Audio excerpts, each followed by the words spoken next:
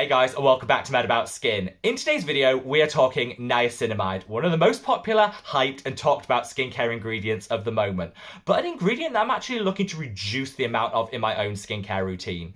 A year ago, I did away with a standalone niacinamide serum, and more recently, I've started to look to reduce the amount of niacinamide in other steps of my skincare routine.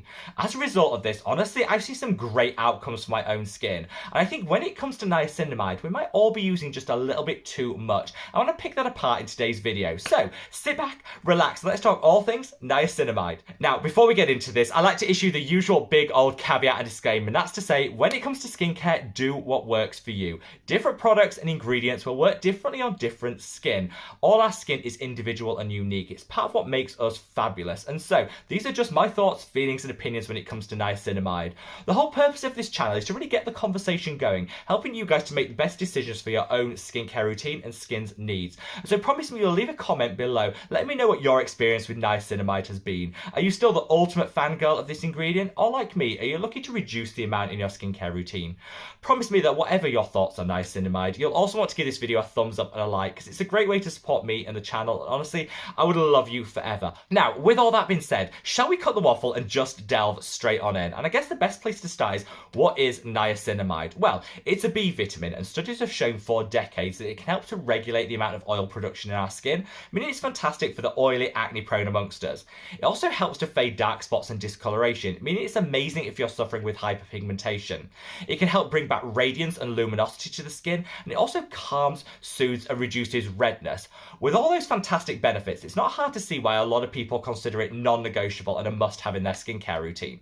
However, as with all ingredients, concentration is key, and all of the studies that proved these amazing benefits showed it did so at a concentration of between 2 and 5%. Bear that in mind, remember that for later on in the video.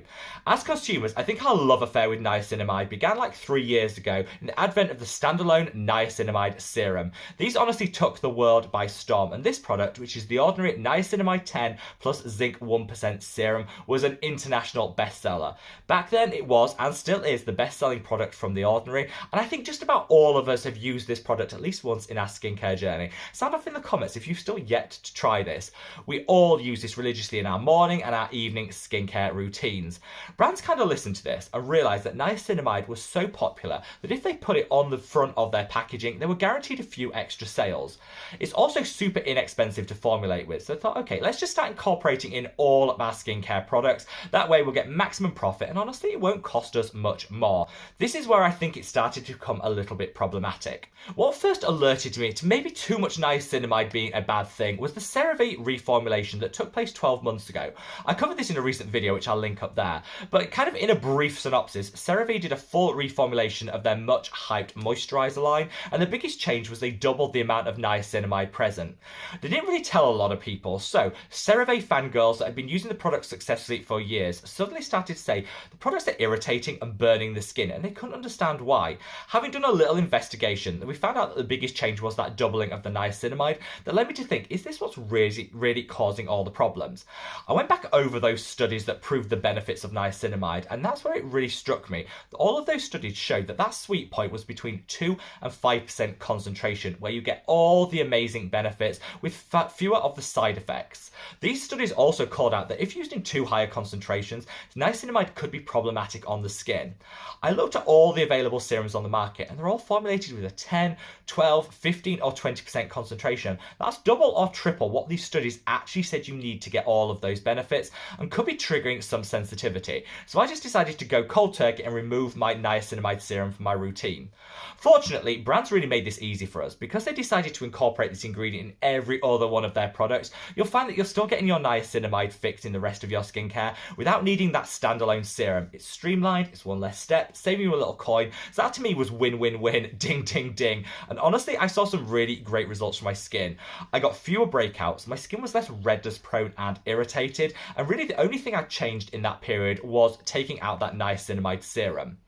I then started to do a little bit more research into the ingredient and looked and thought, okay, maybe I'm still using too much, because if you've got a niacinamide in your cleanser, in a couple of serums, in your moisturizer, even in your SPF, you're compounding this ingredient niacinamide on niacinamide on niacinamide. And I found it was really difficult to actually find products that didn't contain this ingredient. Like I said, because it's so popular, brands thought, okay, let's just stick it in absolutely everything to make a little extra coin.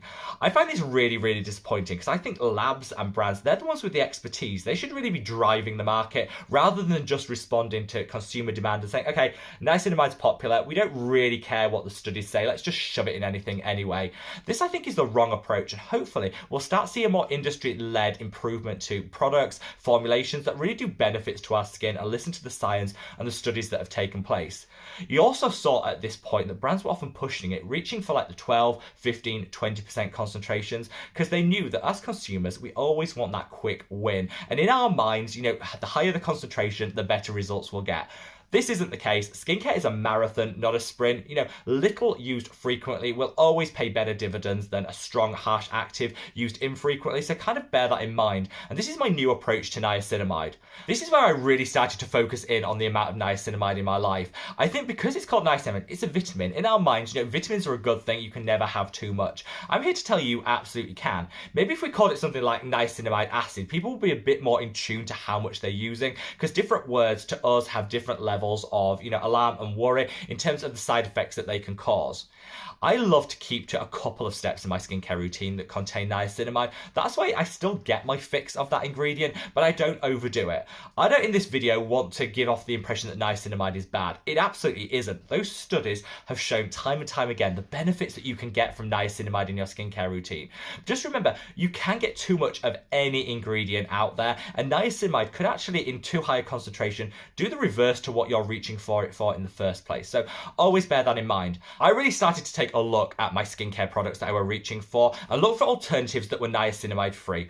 Honestly, it's a challenge because, like I said, just about every product now contains niacinamide. In fact, I was so frustrated at the lack of options that when I created my own skincare line, the Mad About Skin collection, I did so entirely niacinamide free. Not because I think it's a bad ingredient. In the right concentration, it's fantastic. But I just thought it'd be nice to have a niacinamide free option out there that doesn't need to break the bank, to give you guys, the consumer, a little bit of choice. So the cleanser, the moisturizer, and the serum are niacinamide free, which gives you some great options, and you can then reach for a niacinamide containing product to use alongside it, so you still get the fix of this amazing ingredient.